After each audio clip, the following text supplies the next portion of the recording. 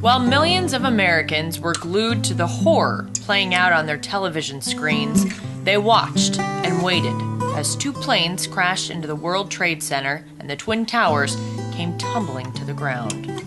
And I start running as quickly as I can, and now the South Tower, which was the second building struck but the first one to collapse, it's falling in what we call a pancake type of collapse. One floor is hitting the floor below 110 times. Oh, wow. You have 110 stories, right? Yeah, so boom, yeah. boom, boom, boom, boom, boom, boom, boom, boom. And as each floor is hitting the floor below, it's kind of puffing air out like a fireplace bellows. You know what I mean? And as I'm running, I could feel the air pressure on my back, and the air pressure just kind of caught my helmet, and I just saw my helmet fly away. My helmet was flying, and it was going up in the air. You know what I mean? Yeah. So, and it was going up. It was like the Wizard of Oz, and like I'm running, I'm watching my helmet.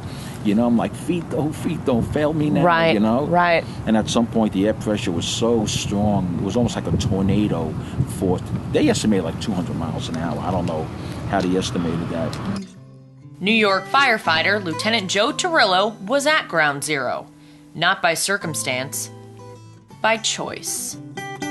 Well, I'm honored to be here. Veterans Day week with Lieutenant Joe Torrillo, retired from the New York Fire Department. Now, Joe, before I give away your whole story here, I have to tell you, Steven Spielberg couldn't have come up with a plot line for what you have survived, for what you have endured, and everybody at home is going to have goosebumps like I do when they hear you tell, what happened on September 11th.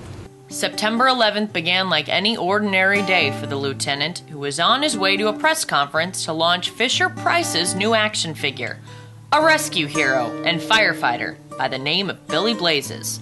The date of the press conference was no coincidence. So I'm kind of brainstorming. I can't think of another date that's really appropriate.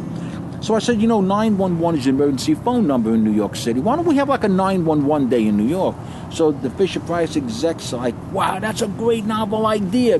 We'll have a 911 day in New York City. We'll introduce the new rescue hero at the new Children's Learning Center. Wow. So on 911, September 11, 2001, at 9 o'clock in the morning, all the TV stations in New York City were waiting for me to introduce this new rescue hero, a New York City firefighter. Well, I was leaving my office in fire department headquarters when somebody said, hey, a plane just hit the World Trade Center.